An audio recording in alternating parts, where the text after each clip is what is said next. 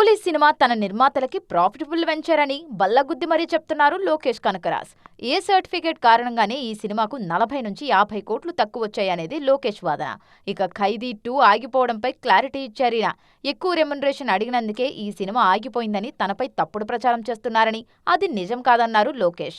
లోకేష్ కనకరాజ్ ఎన్ని సినిమాలు చేసినా ఆయనకు ఖైదీ మాత్రం ఎప్పుడూ ప్రత్యేకమే. ఎందుకంటే ఈ దర్శకుడు ప్రపంచానికి పరిచయమైందే ఖైదీతో. ఆ తర్వాతే మాస్టర్, లియో అంటూ స్టార్ డైరెక్టర్ అయ్యారు. అలాంటి ఖైదీ 2 కోసం తానెందుకు ఎక్కువ రెమ్యునరేషన్ అడుగుతాను? అల్లు అర్జున్ సినిమా కారణంగానే ఖైదీ 2 కాస్త వాయిదా వేశానని చెప్పారు లోకేష్. ఎల్సీయూ ఉంటుందని, బన్నీ ప్రాజెక్ట్ తర్వాత ఖైదీ 2తో పాటు విక్రమ్ 2, రోలెక్స్ కూడా ఉంటాయన్నారు లోకేష్ కనకరాజ్. లారెన్స్ హీరోగా వస్తున్న బెంజ్ సినిమా కూడా ఎల్సీయూలో భాగమే అన్నారు ఈ దర్శకుడు. ఇక రజనీ, కమల్ మల్టీస్టారర్ చేసే ఛాన్స్ వచ్చినా వాళ్ళు ఎంటర్టైనింగ్ కథ కావాలని కోరడంతో అలాంటి కథ చేయలేనని తానే గౌరవంగా తప్పుకున్నట్లు తెలిపారు లోకేష్ కనకరాజ్.